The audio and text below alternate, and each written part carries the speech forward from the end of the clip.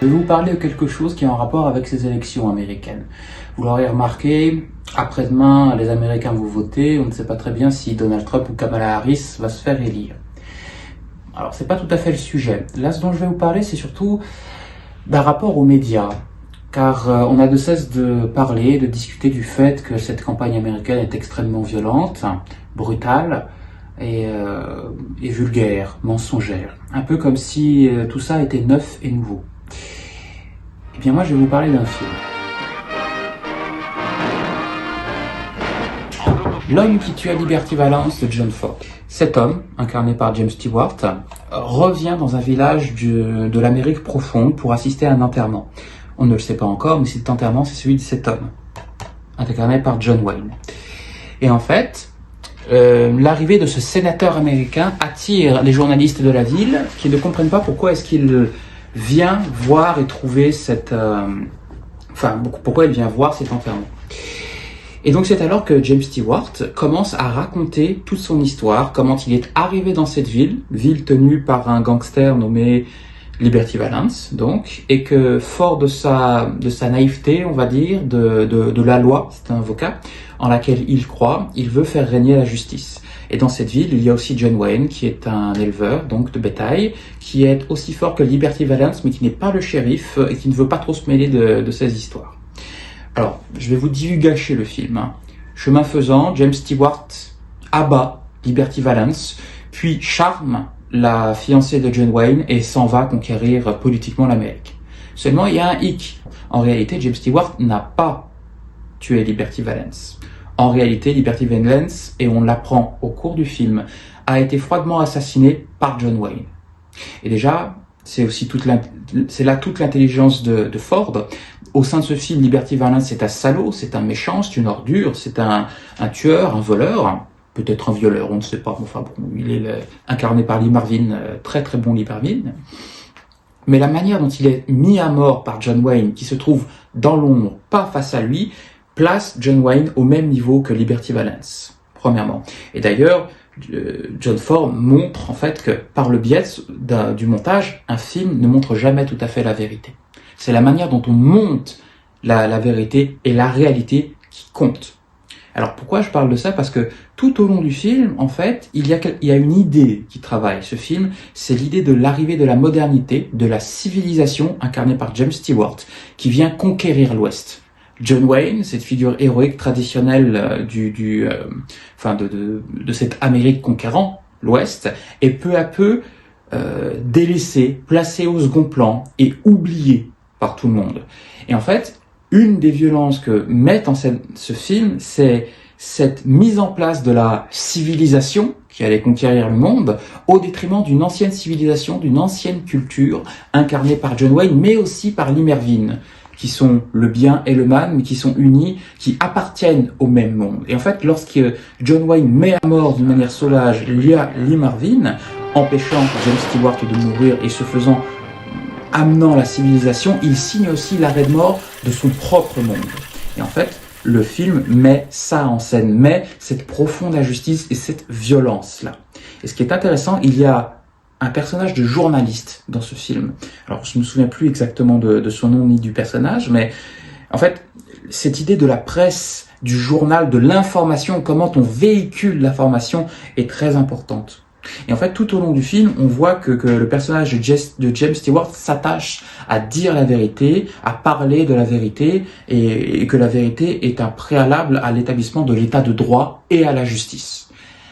Et en fait, ce journaliste accompagne James Stewart, et ce sont les journalistes descendants de ce journaliste du passé qui interrogent James Stewart aussi sur cette vérité. Et à la fin du film, quand James Stewart a appris la vérité aux journalistes, ces derniers refusent de la donner. Parce que il y a une phrase très connue dans le film, quand la légende dépasse la réalité, on imprime la légende. Et en fait, tout ce film parle de ça, de cette mythification du passé, de cette mystification du passé qui prend la place de la véracité historique. Et en fait, ce que montre le film, ce qu'il pousse à la réflexion, c'est ce rapport à la réalité, à l'idéologie, comment dirais-je, à un fait, c'est-à-dire que la démocratie ne peut avoir lieu que lorsque la réalité se fait jour avec de véritables informations, dans la mesure où les informations sont véridiques. Ce que met en scène ce film, en fait, c'est un mensonge. On a menti sur la réalité du passé, sur la réalité de sa violence et de sa noblesse, parce qu'encore une fois, John Wayne assassine lâchement Liberty Valance, pas face à face. Et d'ailleurs, au passage dans le film, on voit que techniquement, même si Liberty Valance est un salaud, il est assassiné. On vient le chercher pour l'assassiner. Il était dans le cadre de la loi dans ce qu'il faisait. Bien sûr, il trichait, il mentait, mais c'était un criminel. Mais le crime n'en est pas moins commis à son encontre dans le film. Et donc, on voit le travestissement de la réalité pour l'idéaliser, pour que la démocratie puisse advenir. Seulement, ce que l'on voit, c'est que cette réalité, cette mythification de l'Ouest, est en réalité un travestissement, c'est un mensonge. Et donc, le film est très inquiet. Puisque cette réalité n'est pas tout à fait réelle, puisque cette réalité n'est qu'un fantasme, en quoi vivons-nous dans un véritable état de droit, où il y a véritablement la justice? Est-ce que la démocratie n'est pas mise en danger par ce mensonge?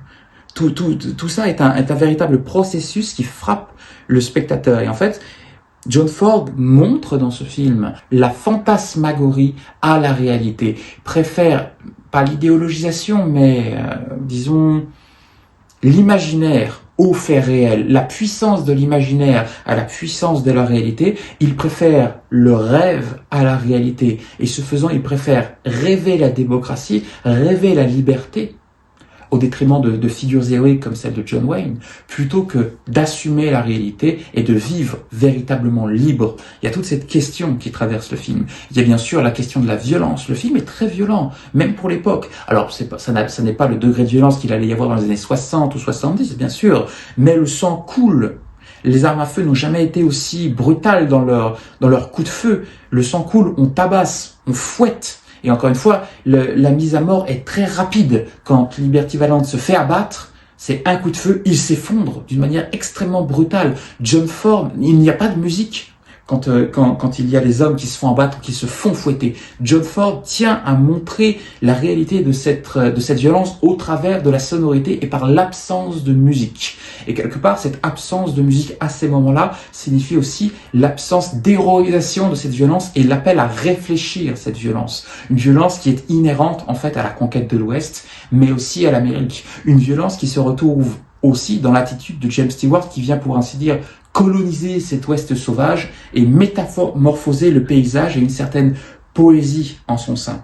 Et en fait, John Ford, quelque part, par l'homme qui tua Liberty Valance, signifie la fin d'une certaine idée du western, d'une certaine idée de l'Amérique, et pressant l'arrivée de tout ce qui va être le nouvel Hollywood, qu'il y allait avoir dans les années 60-70. Il y a la question des femmes, notamment, les gens qui ne savent pas lire, la question de l'éducation, et aussi, très important chez John Ford, la question raciale. Alors, à un moment, quand James Stewart apprend à des gens, pas seulement des enfants, mais aussi à des hommes et des femmes qui ne savent ni lire ni écrire, la première épitaphe, je crois, de la Déclaration des droits de l'homme, américaine, je ne sais plus exactement, où Woody Strode, je crois que c'est Strode, un très très grand acteur afro-américain qui était le sergent noir de John Ford, bute sur un mot, c'est « tous les hommes sont égaux ». Là-dessus, James Stewart dit « c'est pas grave si vous l'oubliez, celle-ci, car très souvent dans ce pays, on a tendance à l'oublier ». Ça, on est dans les années 50, c'est là où la question de la ségrégation raciale est présente, de la violence de la ségrégation raciale. Et John Ford commence véritablement à montrer toutes les contradictions de l'Amérique et toute cette violence rentrée, toute cette violence en fait que dissimule l'héroïsation et la fantasmagorisation en fait de ce passé.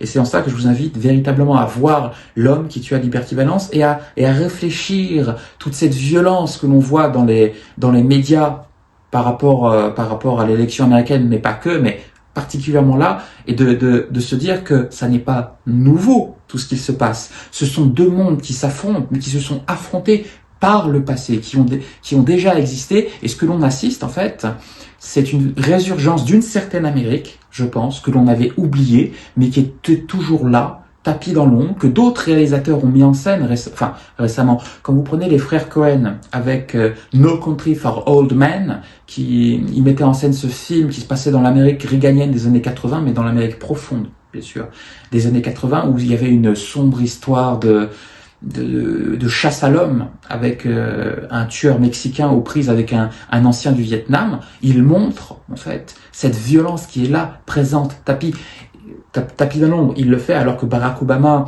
s'est fait élire président et qu'on pensait à l'époque que voilà, l'Amérique est triomphante, l'Amérique obamanienne, les Noirs sont arrivés, enfin il y a un Noir qui est arrivé au pouvoir à Washington, et ce film en fait montre que attention, l'Amérique reste l'Amérique. C'est un pays violent. Dans ce film, il y a un moment où je pense qu'il est très empreint de Fordisme, hein, le film. Il y a un vieil homme qui raconte une histoire au personnage, au shérif incarné par Tommy Lee Jones, et qui déclare: ce que tu connais, cette violence, c'est pas nouveau. Ce pays est dur avec les gens. Et croire le contraire, c'est de la vanité. Voilà. Et donc, je vous invite à voir ce film, Liberty Valance, No Country for Old Men, There Will Be Blood, qui est à peu près dans cette même veine par rapport à la conquête de l'Ouest, mais aussi, quoique, il y a aussi le Lincoln de Spielberg, bien que celui-ci tente, tant bien que mal, je trouve. Le film a des qualités, hein, mais il fait aussi dans le Fordisme, dans l'héroïsation du passé. Donc c'est très intéressant de voir ces films, de voir L'homme qui tue à Liberty Valance, et de se dire, quand vous voyez, si vous êtes angoissé, quand vous regardez, comme moi, comme d'autres, les débats américains, la vulgarité américaine, la violence politique américaine, si vous êtes angoissé, si vous ne comprenez pas ce qui se passe, regardez ces films et peut-être que vous comprendrez un peu mieux et vous rationaliserez un peu mieux, et où que l'on aille, nous irons avec un peu plus de savoir et avec un peu plus de tranquillité d'esprit. Petite parenthèse, il me vient en mémoire aussi, parce que j'ai un peu improvisé cette vidéo, il me revient en mémoire aussi quelque chose d'autre par rapport aux élections, et qui peut nous inspirer Liberty Valance. C'est que dans le film Liberty Valance, on voit le personnage de James Stewart, donc quelqu'un de très instruit, un avocat, comme Kamala Harris, qui vient donc dans une ville pour évangéliser, pour civiliser, si je puis dire, l'Ouest. Et il y a bien une figure qui ne se laisse pas civiliser, qui est incivilisable, puisqu'il est trop attaché à cet Ouest sauvage, c'est la figure de John Wayne, du cowboy, de Donald Trump. Et en fait, dans ce film, le personnage de James Stewart civilise ce monde et détruit John Wayne en le faisant. Quelque part, on peut se dire, quand on voit Kamala Harris affrontant Donald Trump, ou plutôt Donald Trump affrontant Kamala Harris, que c'est peut-être une forme de revanche de cet Ouest sauvage, de cette idée de l'Ouest sauvage qui est défaite dans le film, mais qui prend sa revanche aujourd'hui, de nos jours. On peut aussi interpréter les choses comme ça. Et donc, quelque part, je pense qu'une partie des électeurs de Donald Trump, peut-être, ce sont ces électeurs justement qui ont été civilisés par le passé, par cet Est américain, et qui n'ont jamais totalement digéré ça, car ils sont aussi une part prenante de l'Amérique. Et cette idée de civiliser l'Ouest, c'est une certaine Amérique qui tente de, pas corrompre, mais de modifier une autre Amérique, qui méprise aussi une certaine idée de cette autre Amérique, qui a ses défauts. C'est une Amérique qui est violente, qui est brutale, qui est raciste, mais cette Amérique civilisée de l'Est, c'est aussi